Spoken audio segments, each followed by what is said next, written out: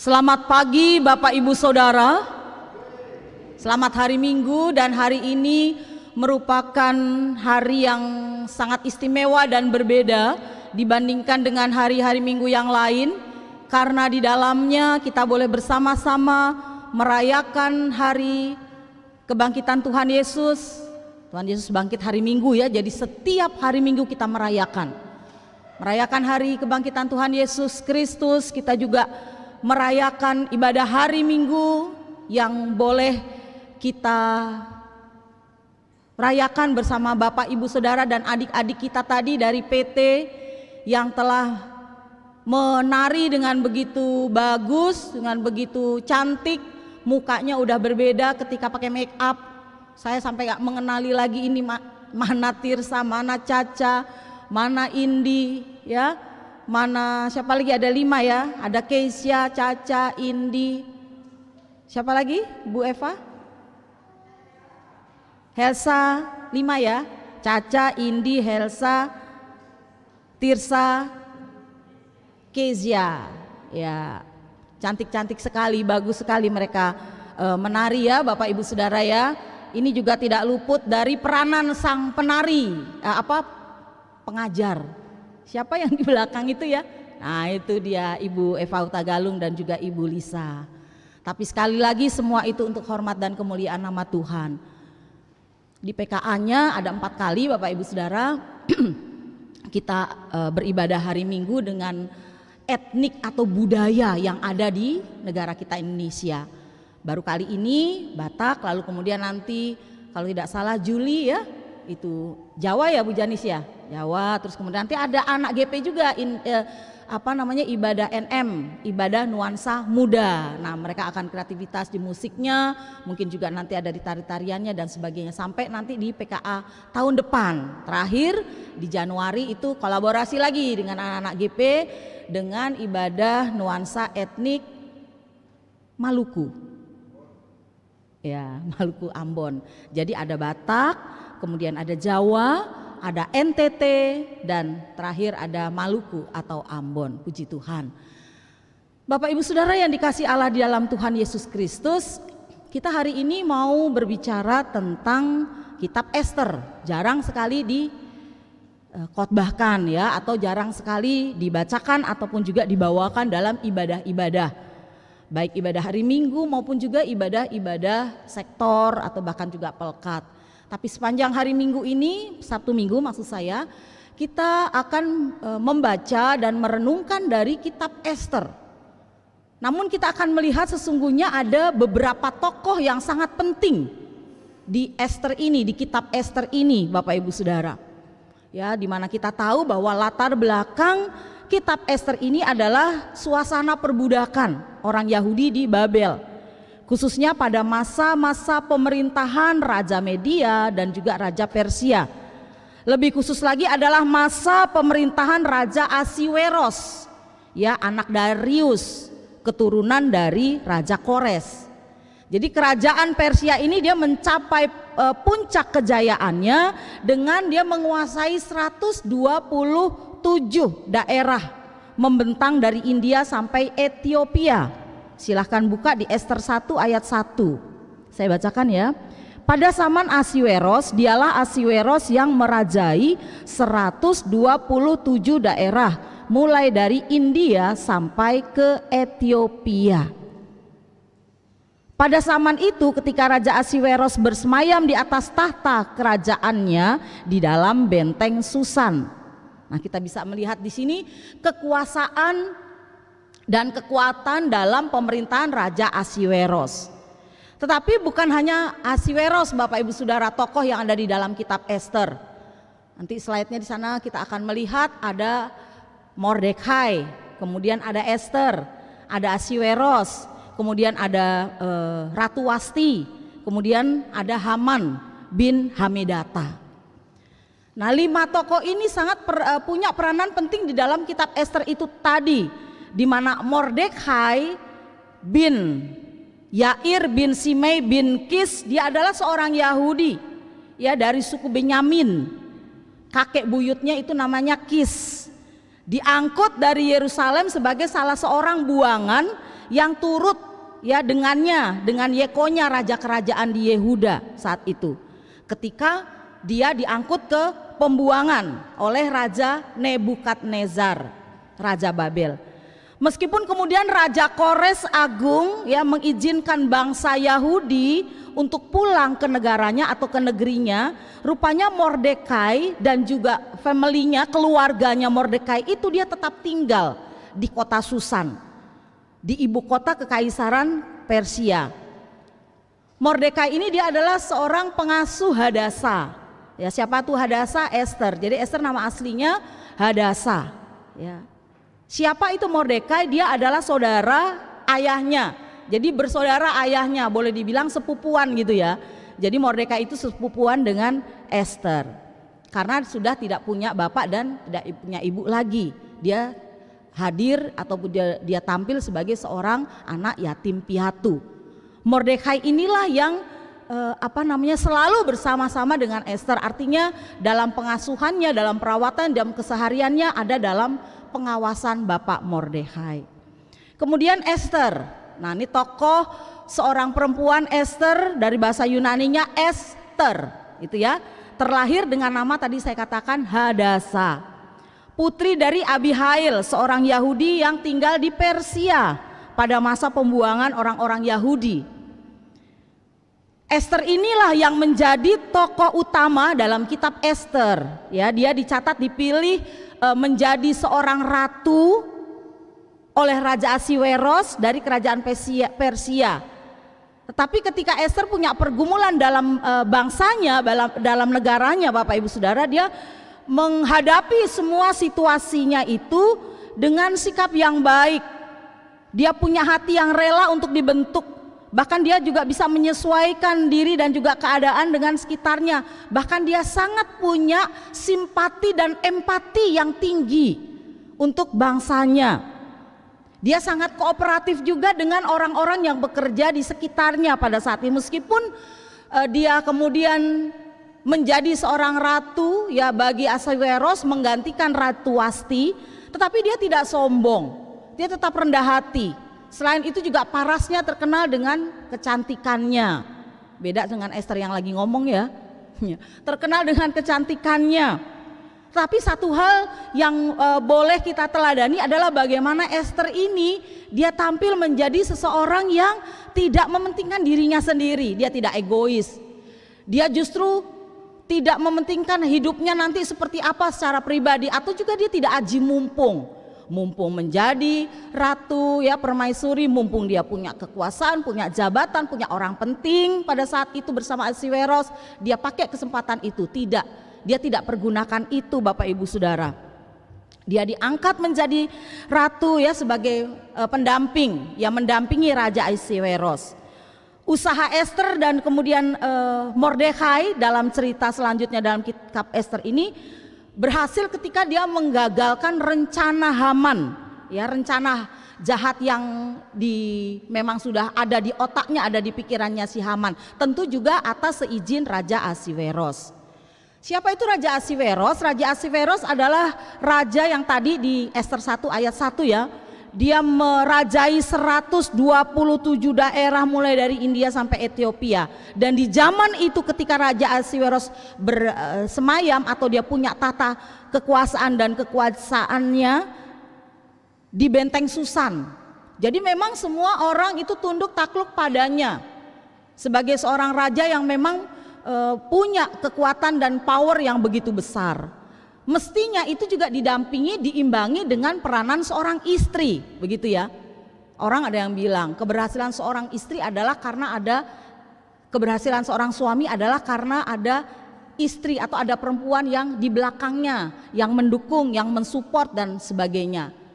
Seperti itu. Tetapi rumusan dalil itu ternyata tidak berlaku. Karena apa? Karena Ratu Wasti, istri Raja Ahasiweros, dia tidak mau mengikuti perintah raja.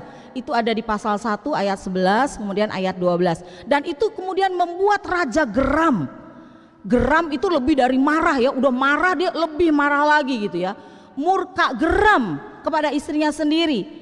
Karena apa? Karena sebagai seorang istri pada di zamannya dia harus ikut apa kata rajanya, apalagi dia seorang permaisuri yang harus dapat menjadi contoh dan teladan bagi ibu-ibu yang lain, para istri yang lain, istri dari para pembesar yang lain di sana. Bagaimana ketika sosok istri itu tidak dapat menjadi contoh dalam kerajaan, raja tentu akan malu. Ya, karena mungkin orang akan bilang raja tidak bisa mendidik istrinya atau raja tidak bisa mengajar istrinya maunya sendiri. Sedangkan raja menginginkan, Ahasiweros menginginkan Wasti ini, Ratu Wasti ini tampil di hadapan rakyat dengan memakai mahkotanya. Jadi mahkota sebagai seorang ratu begitu ya. Kenapa? Karena Bapak Ibu sudah ingin menunjukkan ini loh istriku gitu ya. Ini loh istriku yang cantik. Kan seperti itu, kebanyakan orang kan juga senang ya kalau dia punya istri cantik atau punya suami ganteng, atau tidak hanya dari kecantikan dan ketampanannya tapi punya karakter yang baik, punya perilaku yang baik dan lain. Kita senang, kita kenalkan ini istriku itu ya, ini suamiku, ini anakku, biasanya seperti itu. Kita tidak akan sembunyikan gitu ya. Beda kalau dia mungkin istri kedua, istri ketiga, istri siri sambunyi jauh-jauh, malu begitu kan. Oh, berarti keluarga itu poligami atau keluarga itu poliandri. Poligami dia punya istri banyak, poliandri dia punya suami banyak kan gitu. Tidak mungkin ditunjukin sama orang, yang ditunjukin biasanya tuh yang istri sah ya. Tapi kalau sudah tahu sama tahu, biasanya kalau kita lihat di sekitar kita atau dunia artis ya udah berjejer gitu ya. Kayak punya ayam, misalkan ayam bakar yang di Solo tuh ya, ayam bakar wong Solo itu. Ada itu bapaknya, kemudian suaminya, kemudian ada kok nggak salah 3 di belakang. Tapi di dalam lukisan itu, di dalam foto itu yang 3 itu kayak bayang-bayang gitu gambarnya. Yang lebih ke fokus adalah suami dan istrinya yang sah. Tapi intinya adalah bahwa ketika Raja Ahasiweros mau tunjukkan itu, ini loh ya istriku, tapi ternyata tidak didukung oleh si Ratu Wasti ini, sehingga itu membuat geram raja. Kemudian raja ingin bertindak, ini harus diapakan nih istriku gitu kan. Dia sudah mempermalukan aku di hadapan rakyat. Akhirnya dia minta pendapat dari orang-orang arif bijaksana pada saat itu ya, orang-orang yang ahli hukum dan undang-undang yang berlaku saat itu. Seperti apa? Kalau udah seperti ini, aku harus bertindak apa menurut Ahasiweros? Kemudian mereka menyarankan untuk raja mencari wanita lain, perempuan lain ya sebagai ratu yang lebih baik lagi daripada Ratu Wasti, yang bisa katakan ya bisa dituntun, ya bisa diajari, yang mau mengikut apa kata suaminya, seperti itu.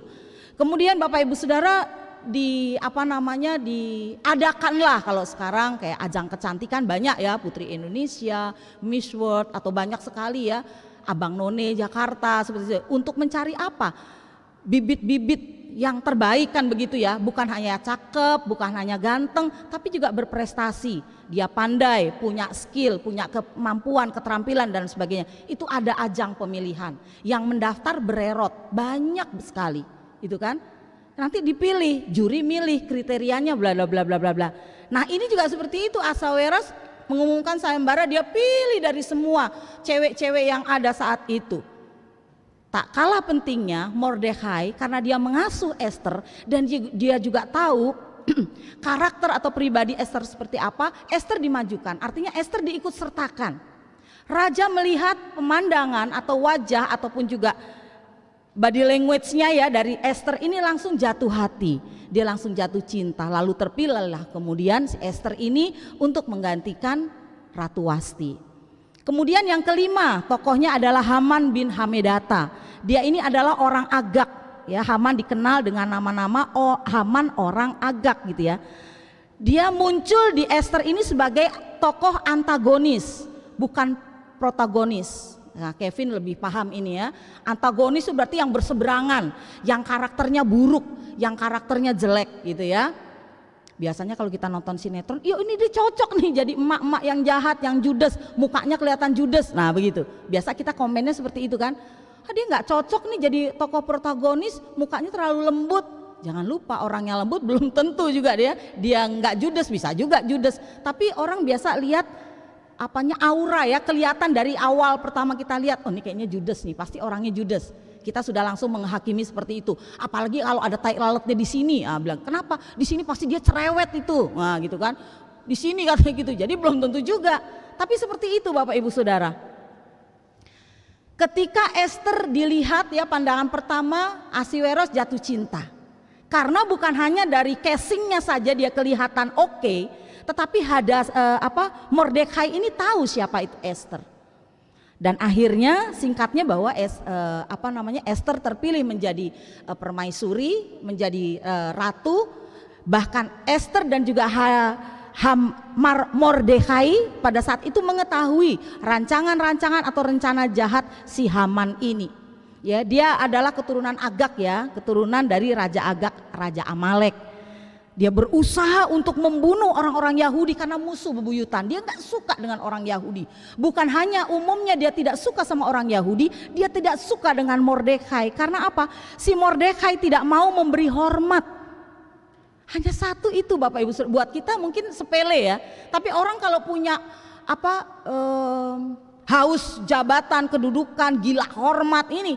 Orang nggak mau hormat, si Mordekai tidak mau hormat ketika Haman lewat di tengah-tengah kota dengan penuh kesombongan, nggak mau dia. Mulai dari situ timbul benih kebencian di dalam dirinya, mulai benci dia sama si Mordekai.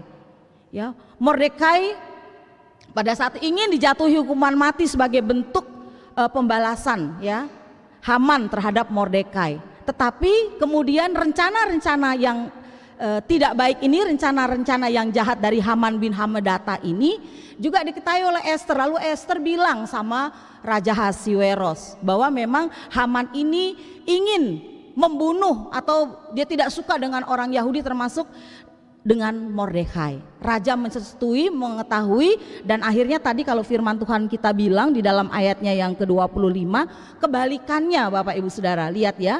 Supaya rancangan jahat yang dibuat Haman terhadap orang Yahudi itu dibalikkan ke atas kepalanya. Maka Haman beserta anak-anaknya disulahkan pada tiang. Jadi kebalikannya.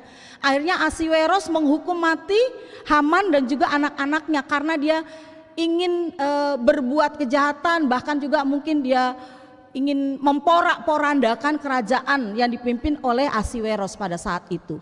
Bukannya si Mordekai yang disulahkan tuh maksudnya di tiang gantung gitu ya, digantung di tiang gantungan, tetapi sebaliknya adalah Haman dan juga anak-anaknya. Bapak Ibu Saudara yang dikasih Allah dalam Tuhan kita Yesus Kristus, itu ceritanya begitu ya. Lalu kan mereka senang. Bapak Ibu Saudara senang atau tidak ketika ada seseorang yang Bapak Ibu Saudara tahu nih ada orang ingin berbuat jahat kepada Bapak Ibu Saudara. Lalu kemudian Bapak Ibu Saudara tahu kejahatan itu, Bapak Ibu Saudara mungkin cerita dengan si A, si B dan lain sebagainya. Lalu si A, si B ikut campur di dalam masalah itu dan kemudian bilang sama yang orang jahat itu jangan bikin jahat gitu ya. Kamu jangan bikin jahat, kamu jangan begini dan seterusnya. Akhirnya orang itu nggak jadi bikin jahat. Ketika kita mendengar itu pasti kita kan senang, aduh seneng dia nggak jadi jahatin saya. Ada yang zaman sekarang zamannya ngeri Bapak Ibu Saudara, kita nggak percaya sih, tapi itu juga pernah ada. Misalnya di kampung-kampung halaman, pedalaman dia bikin santet gitu ya, dia bikin santet, dia bikin cara yang seperti apa, dia nggak suka sama keluarga itu, dia bikin santet seperti itu, dia kirim bala kejahatan-kejahatan supaya keluarga itu mati. Ada yang seperti itu. Memang kita sih tidak percaya ya Bapak Ibu Saudara ya. Tapi di Kalimantan itu enggak terjadi. Itu. Nah, tapi artinya ketika kita tahu orang itu mau nyantet kita gitu kan. Orang itu mau nyantet kita tapi orang itu mau berbuat jahat sama kita. Kita berdoa dengan sungguh-sungguh. Bahkan juga ada orang ikut campur tangan mendoakan kita, misalkan gitu ya. Ada pendeta yang punya talenta khusus ya, punya karunia khusus Bapak Ibu Saudara. Ada banyak juga orang yang terkadang kerasukan gitu kan, kerasukan, tapi tidak semua hamba Tuhan, tidak semua pendeta juga bisa untuk menengking dan mengeluarkan roh kejahatan yang ada di dalam tubuh seseorang. Tidak semuanya. Ada kan firman Tuhan juga katakan tiap-tiap karunia dan talenta yang dimiliki oleh orang-orang itu berbeda-beda. Karunia bernubuat, karunia mengajar gitu kan, karunia untuk yang lainnya sama seperti itu. Ketika kita kemudian tahu orang itu akan berbuat jahat kepada kita lalu tidak jadi, aduh kita senang banget gitu kan, senang sekali. Atau ketika Bapak Ibu Saudara punya pergumulan yang berat, tiap hari tiap saat Bapak Ibu Saudara berdoa bawa kepada Tuhan lewat doa pribadi, lewat doa pagi hari Sabtu Ya lewat doa hari ini, hari Minggu, lewat doa hari Rabu ibadah keluarga, lewat doa yang pekat pak, kita doakan semua. Lalu kemudian pergumulan itu sirna hilang. Bapak Ibu kan senang pastinya, udah senang banget. Saya bergumul dengan anak saya, dari tahun ke tahun anak saya susah gitu kan. Susah, udah terpengaruh sama anak-anak yang lain, dia narkoba, dia begini. Tapi pada titik tertentu saudara alami selesai semua itu. Senang Bapak Ibu Saudara, berterima kasih sama Tuhan. Lalu biasanya orang begini, ada puji Tuhan, dia telepon pendeta, dia telepon korsek, dia telepon majelis jemaat, aku mau bikin ucapan syukur gitu. Mau bikin pengucapan. Gitu ya, kata Pak Sumwa di Manado, Bu Fon. Pengucapan tuh maksudnya kalau kita pengucapan syukur, ibadah. Di dalamnya kalau orang udah bilang begitu, pengucapan atau ibadah syukur atau ibadah pengucapan syukur, image kita apa? Ada tuh makan-makan, kan begitu ya? Saya bilang, Bu Foni apa harus begitu? Iya Bu Pendeta di sana. Aduh, kalau udah pengucapan dari keluarga ke keluarga, CD itu perut harus bisa kosongkan kalau peneguhan CD. Ntar keluarga ini ngundang keluarga, itu pengucapan. Artinya terbebas tadi dari masalah, dari pergumulan dan sebagainya. Kita mau bikin pengucapan syukur, ibadah yang ada di dalamnya. Yang dalam bacaan kita ini Bapak Ibu Saudara, inilah ya hari raya Purim. Nah hampir sama seperti itu ya artinya ya. Ketika tadi judulnya kan lembaga Alkitab penetapan hari raya Purim. Itu jadi orang-orang Yahudi merayakan kebebasan mereka, victory, kemenangan gitu ya. Bebas merdeka dari apa? Dari pembantaian yang dilakukan oleh Haman bin Hamedata. Karena sebaliknya Haman bin Hamedata itulah dan anak-anaknya yang disulakan, yang digantung. Orang Yahudi terbebas dari kejahatan mereka, bayangkan. Kan luar biasa sekali, ada berapa banyak orang Yahudi yang di sana yang mau dimatiin, yang mau dibunuh oleh si Haman ini. Kan luar biasa. Tapi ketika campur tangan Ester dan Mordekai itu kemudian tidak terjadi. Mereka merayakan kalahnya Haman dengan merayakan ini tadi. Hari raya Purim, pesta Purim. Purim itu berasal dari kata pur. Pur itu sendiri artinya undi atau keberuntungan, gitu ya.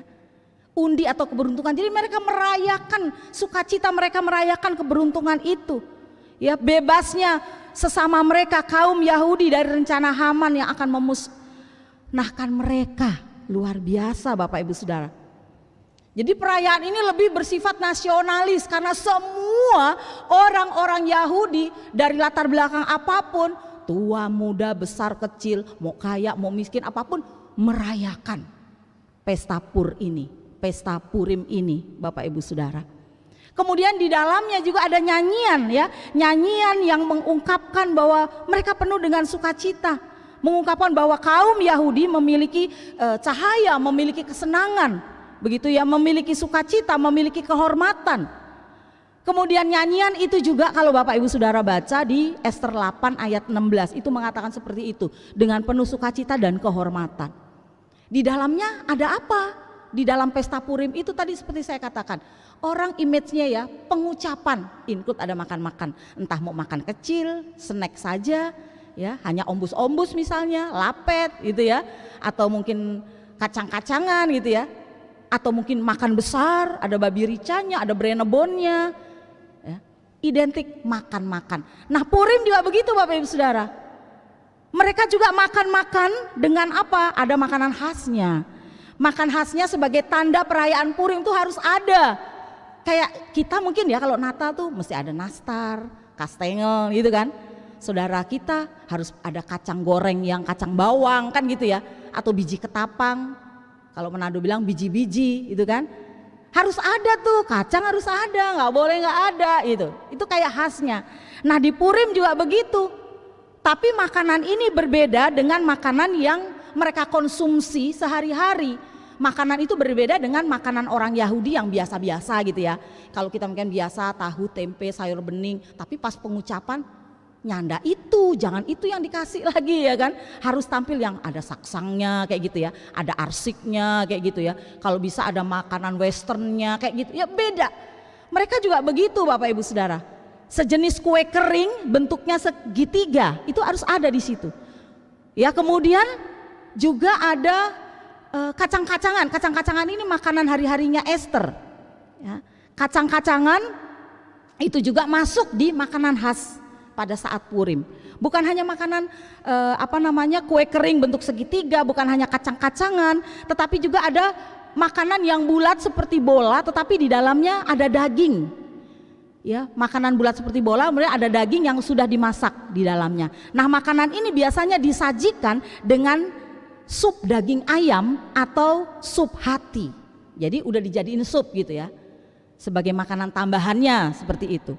Kemudian ada roti bakarnya juga, roti bakar yang ada di dalam perayaan Purim itu. Roti itu kemudian dibakar dan dihiasi di atasnya dengan karamel. Aduh, jadi sudah kita bisa membayangkan enak banget gitu ya di Purim, pesta Purim pada saat itu. Tapi itu tadi, itu nggak segala-galanya, artinya itu bukan yang utama. Sama kan kalau kita bikin pengucapan syukur itu nggak utama makanan-makanan yang disebutkan tadi. Yang utama adalah apa? Doanya, ya kan? Doanya itu yang paling penting. Nyanda ada tuh makanan juga nyanda apa-apa sebetulnya. Yang penting ada doanya. Ada kemudian baca Alkitabnya, kemudian sedikit nanti ada renungan, ada khotbahnya. Purim itu juga seperti itu Bapak Ibu Saudara. Ya. Ada doa yang dinaikkan secara khusus. Kalau khusus hari-hari biasa oke, tapi ini dikhusus di era Purim itu mereka berdoa kepada Tuhan atas keajaiban Tuhan, kasih sayang Tuhan. Itu dimasukkan di dalam doa-doa yang mereka rayakan pada pagi hari, pada siang hari, petang hari. Jadi mereka nggak bosan bikin pesta Purim itu. Kalau kita kan paling 2 jam aja sudah, aduh udah nggak tenang duduknya ya. Aduh kapan pulang ini, udah ngelihat jam, udah dijemput, udah ntar acara TV bagus nih begitu kan. Mereka nggak Bapak Ibu sudah kusuk sekali di dalam doa itu. Nah ada kewajiban-kewajiban yang memang harus mereka lakukan, ada 4. Kewajibannya apa ada dalam pesta perayaan Purim? Membaca Alkitab, khusus kitab Ester, ya pagi siang petang. Kemudian yang kedua, khusus juga mereka membagikan berkat mereka kepada orang-orang yang ada di sekitarnya. Jadi mereka bukan hanya makan minum untuk keluarga mereka, keluarga besar mereka, tapi mereka melihat juga orang-orang yang ada di sekitarnya. Memberikan makanan-makanan yang mereka makan itu juga orang-orang yang di sekitarnya, orang yang miskin, orang yang gak punya, orang yang orang yang butuh ditolong. Intinya mereka berbagi kasih. Kemudian yang ketiga, mereka juga berderma. Nah ini, berderma Bapak Ibu Saudara. Kalau kebanyakan kita iya ya, ucapan syukur, makan-makan ada berderma. Kalau kita berderma dalam bentuk amplop. Ya amplop ucapan syukur, di dalamnya ada hepeng, ada duitnya kan. Ucapan syukur dari keluarga ini, taruh ke gereja untuk pelayanan gereja. Tapi mereka pada saat itu berderma kepada siapa? Orang-orang miskin, para janda, anak-anak yatim piatu. Itu wajib Bapak Ibu Saudara, bukan sekedar ntar kalau punya aja, enggak, wajib. Nah kemudian mereka makan juga secara bersama-sama. Ya, tidak sendiri-sendiri. Jadi ketika mereka ngicip kue kacang, yang lain juga boleh. Jadi saling sharing gitu ya Bapak Ibu Saudara. Semacam potluck juga mereka bawa masing-masing dari rumah. Kebersamaannya sungguh luar biasa. Jadi dari makna Purim itu bukan sekedar merayakan mereka terbebas dari ancaman Haman, tidak. Tapi tangan Tuhan yang luar biasa yang telah menyertai mereka. Jadi Bapak Ibu Saudara yang dikasih Allah dalam Tuhan Yesus Kristus, dari bacaan kita ini saya mencatat ada beberapa aplikasi ataupun juga pembelajaran, yaitu yang pertama, Tuhan tidak pernah membiarkan umatnya terus menderita. Sama seperti juga orang Yahudi saat itu tidak dibiarkan oleh Tuhan menderita berlama-lama terus-menerus, bahkan diambang kehancuran. Ya. Saat kita mengalami penderitaan apa yang sering kali kita pikirkan Bapak Ibu Saudara, terutama ketika derita itu datang dari kebenaran yang kita buat, ya, dan karena ketidakadilan orang lain. Apa yang kita lakukan? Apa yang kita buat? Sebagai orang yang percaya, yang beriman ini, sekarang kita akan berpikir, kapan sih Tuhan bertindak? Ya aku ingin menyatakan kebenaran, tapi susah, orang-orang gak percaya kan gitu kan. Mau aku bilang benernya begini pun orang gak akan percaya. Lalu kemudian kita bilang, biarlah ntar Tuhan aja sendiri yang bertindak. Sampai ada orang yang bilang, Tuhan tidak tidur gitu. Mengapa Tuhan membiarkan ini terjadi pada aku misalkan, pada keluargaku, pada suamiku. Suamiku tuh loh hanya difitnah. korban fitnah. Dia nggak korupsi, yang korupsi rekannya, bawahannya kan gitu ya, anak buahnya, tapi kok suamiku gitu. Di mana kebenaran itu? Kita akan bilang begitu sama Tuhan, bertanya, keadilan macam apa ini? Hari ini kita boleh belajar Bapak Ibu Saudara pada kisah di atas, bahwa tidak selamanya orang benar itu dibiarkan goyah. Sebab apa? Sebab Tuhan menopang tangannya. Ya, ada kan lagunya, puji-pujiannya. Kita belajar untuk memahami bahwa ada saat kita menderita, namun ada saat juga kita untuk bahagia. Ada saat di masa kita berduka cita. Namun ada saatnya juga kita akan menjalani masa-masa yang penuh sukacita. Tuhan akan bungkap semua itu. Tuhan akan singkap semua itu. Tinggal tunggu waktu Tuhan. Penting untuk kita renungkan Bapak Ibu Saudara, Tuhan itu adil. Dan pembalasan itu adalah hak Tuhan kepada semua ciptaannya. Dan Tuhan tidak akan mungkin membiarkan umatnya. Tugas kita sekarang adalah belajar untuk bersabar menunggu waktu pemulihan itu. Seperti orang-orang Yahudi menerima itu dari Tuhan lewat Ester dan Mordekai. Yang kedua, kita bisa mencontoh, meneladani Ester dan Mordekai Bapak Ibu Saudara. Benar, Tuhan itu adalah sumber kuasa kita, sumber kekuatan kita, sehingga orang Yahudi itu seluruh wilayah Persia, kerajaan Persia mengalami sukacita. Namun perlu kita sadari juga bahwa itu terjadi sekali lagi karena Ester dan Mordekai yang punya posisi penting di kerajaan itu. Tapi dia punya kalau Ambon bilang ale rasa beta rasa. Apa yang kamu rasakan aku rasakan. Kamu sakit aku juga ikut sakit. Kamu sedih aku juga ikut sedih. Kamu menderita aku juga ikut menderita. Jadi kita ikut menderita di tengah-tengah penderitaan orang lain, bukan berbahagia di tengah penderitaan orang lain. Itu Ester dan Mordekai. Sehingga dia benar-benar pada saat itu ingin membebaskan orang-orang Yahudi. Oleh karenanya kita mau mencontoh Ester dan Mordekai yang punya hati saling mengasihi, yang punya hati yang benar-benar mau merendahkan dirinya di hadapan Tuhan, mau Bapak Ibu Saudara memberikan hati atau bahkan juga dirinya justru untuk orang lain. Mungkin saat itu bisa juga Ester dan Mordekai kena hantam duluan ya sama Haman, tapi tangan Tuhan lebih besar dan lebih perkasa melindungi Ester dan Mordekai. Ketiga, pembelajarannya adalah mari kita menjadikan peristiwa sebagai momentum syukur kepada Tuhan. Peristiwa apapun Bapak Ibu Saudara. Perhatikan apa yang dilakukan oleh orang Yahudi yang berada di dalam dan di luar benteng Susan. Ya, pada hari yang ke-15, hari ke-14 pasca perlawanan mereka. Hari-hari itu dijadikan hari yang penuh dengan sukacita. Perjamuan yang begitu besar, perayaan Purim. Peristiwa atau momen ini dipakai oleh mereka sebagai cara untuk benar-benar memperingati dan mensyukuri perbuatan Tuhan yang besar dalam kehidupan mereka. Tanda syukur bahwa Tuhan telah melawat umatnya. Refleksinya bagaimana dengan kita saat ini Bapak Ibu Saudara? Sudahkah kita mengingat bahwa Tuhan itu di tiap peristiwa, di setiap jengkal langkah kita, di setiap hembusan nafas kita, itu ada Tuhan, bahkan Tuhan yang berkuasa. Oleh karena itu mari kita menjadikan hari-hari kita ini setiap hari sebagai suatu peristiwa penting untuk mensyukuri kemurahan Tuhan, kebaikan Tuhan yang tak terbatas, kebaikan Tuhan yang Tuhan bisa kirim lewat orang-orang lain yang Tuhan pakai untuk kita. Apa yang kita tabur, itulah yang akan kita tuai. Kalau kita menabur kebaikan, kita akan menuai kebaikan meskipun bukan dengan orang itu. Misalkan saya menolong Ibu Lisa, ya, tidak secara langsung mungkin Ibu Lisa ngasih ke saya. Bisa saya, karena saya sudah menolong Ibu Lisa, saya bisa ditolong lewat ibu yang lain, Ibu Eva misalkan, seperti itu.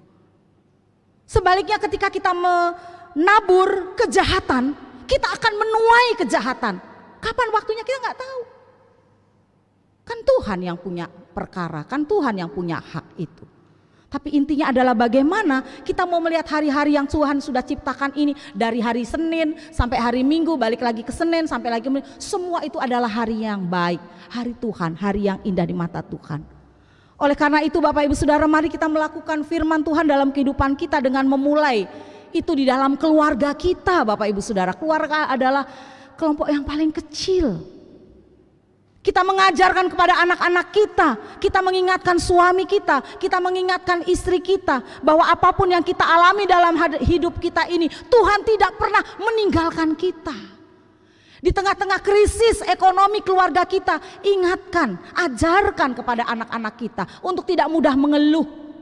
Ajarkan juga kepada suami kita untuk tetap bangkit, tidak terpuruk. Kita tidak menjadi istri yang suka merongrong misalnya. Kita tidak menjadi istri yang suka foya-foya misalnya, happy-happy misalnya, belanja-belanja yang gak karu-karuan, ngabisin uang, akhirnya uang kita, uang keluarga, uang suami habis. Ini uang untuk pendidikan misalnya mungkin kita pakai karena kita senang show, kita senang bersolek dandan, ya, muka kita supaya kinclong. Nah, kita ikut lagi yang sudah diiklankan oleh Amanda Manopo misalnya. Aslinya emang kinclong deh kulitnya. Kita nih udah jelek begini, habis uang kita, tuh ya. Tapi justru terpuruk suami kita dalam keterpurukan pekerjaannya. Kita kuatkan, kita berikan semangat. Untuk anak-anak kita kuatkan juga, ada saatnya nak, ada saatnya nanti papa juga ada kerjaan. Nanti kalau papa ada kerjaan, ada uang baru ya nak, kita beli sepeda mini, misalkan contohnya seperti itu. Tapi jelas, ketika kita menghadapi semua itu, bilang sama mereka, Tuhan tidak pernah meninggalkan kita.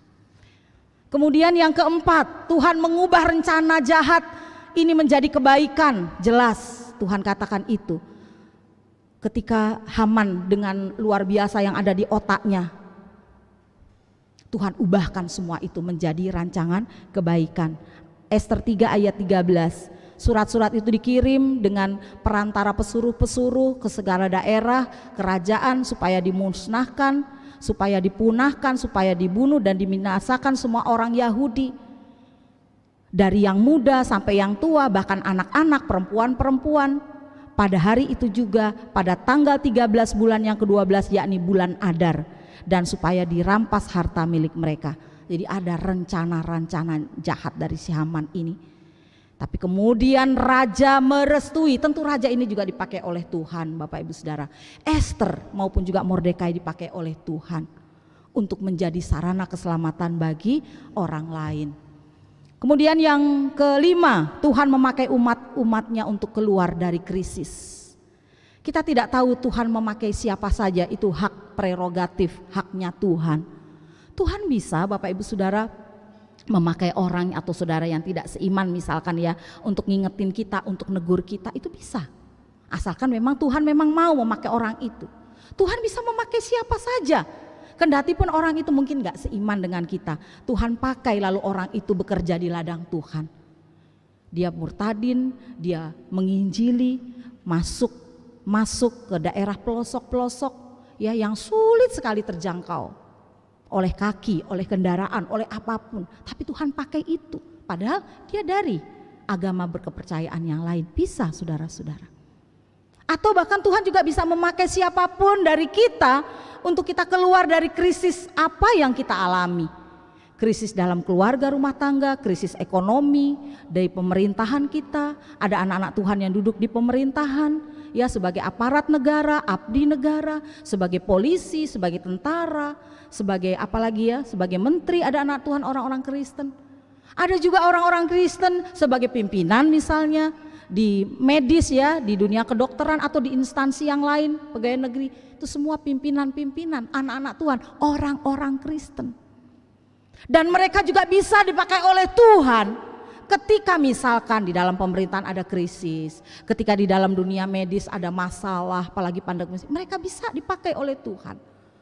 Ya, untuk apa? Kalau di medis untuk menyembuhkan orang, di pemerintahan untuk negor orang, mungkin jalurnya udah nggak bener, miring ke kiri, miring ke kanan, ya, markup anggaran gede-gedean misalkan seperti itu. Nah, anak-anak Tuhan ada di situ dipakai oleh Tuhan untuk keluar mengatasi semua krisis yang ada dihadapi dalam berbagai segi ataupun juga bidang kehidupan kita. Jadi Bapak Ibu Saudara, dengan kita belajar kitab Ester ini, maka kita sebagai umat Tuhan juga bisa belajar untuk mengambil sikap seperti apa.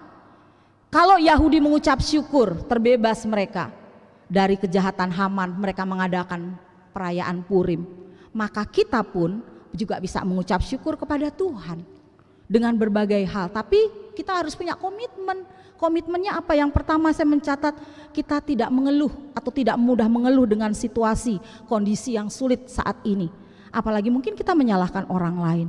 Tapi kita bagaimana terus-menerus mempercayai Tuhan dengan penuh kasih, setia dalam pemeliharaan hidup kita, bahwa Tuhan itu berkuasa untuk mengendalikan ya segala sesuatu yang terjadi. Kedua, kita mau terus-menerus diperbaharui dengan belajar oleh firman Tuhan. Kalau firman Tuhan kita dengar, kita kok cocok sama aku, jangan-jangan pendeta Estrina nih nyinggung aku. Kita gak boleh berpikir seperti itu. Justru kita harus berterima kasih, Tuhan, firman ini mengingatkan saya ingin diperbaharui oleh firman-Mu.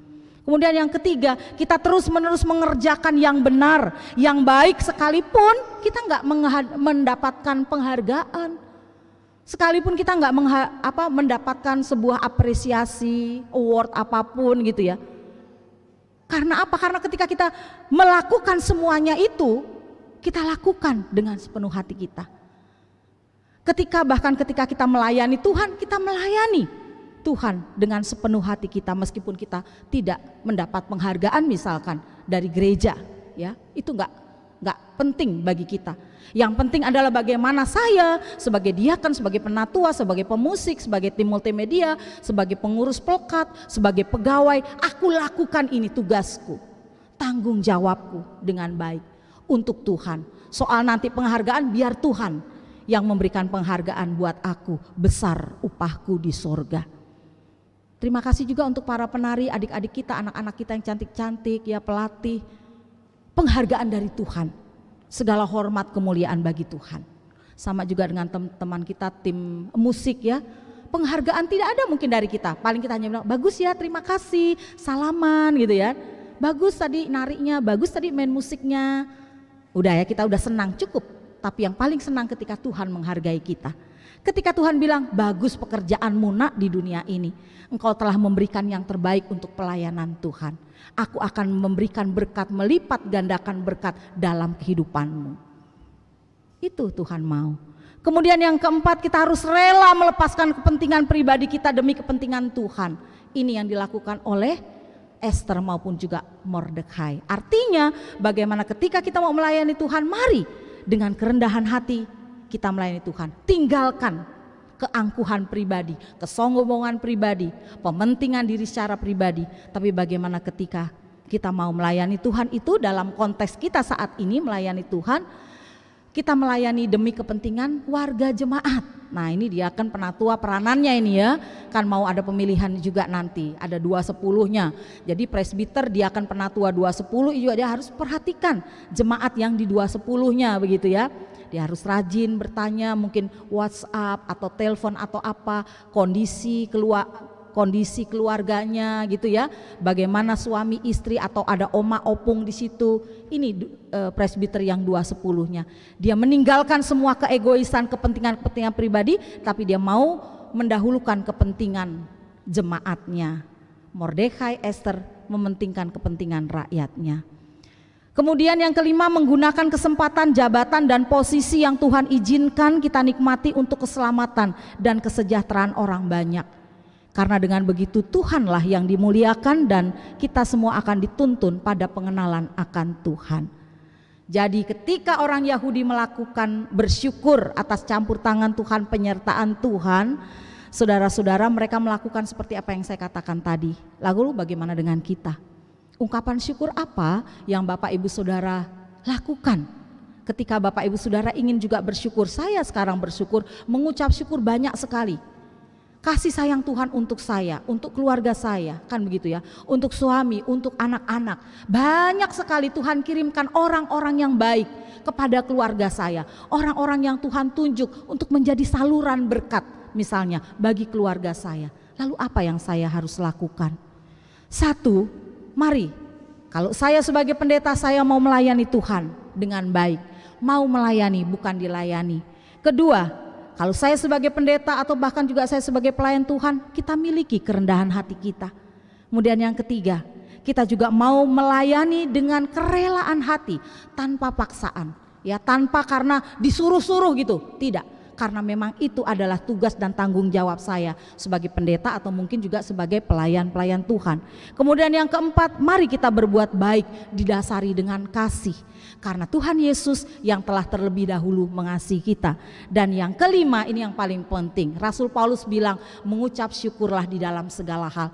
Ini yang harus menjadi pegangan kuat bagi kita. Dalam segala hal kita mengucap syukur. Dalam keadaan sakit kita tetap mengucap syukur. Dalam keterpurukan suami bekerja, mengucap syukur. Ekonomi yang saat ini gak menentu, tetap saya mengucap syukur. Mengucap syukur kalau saya sekarang misalkan ya punya anak, tapi aduh udah umurnya sekian, di kepala 3. Orang Jawa kalau udah kepala 3 udah was-was, kok belum ada jodoh ya, pacar pun belum gitu kan.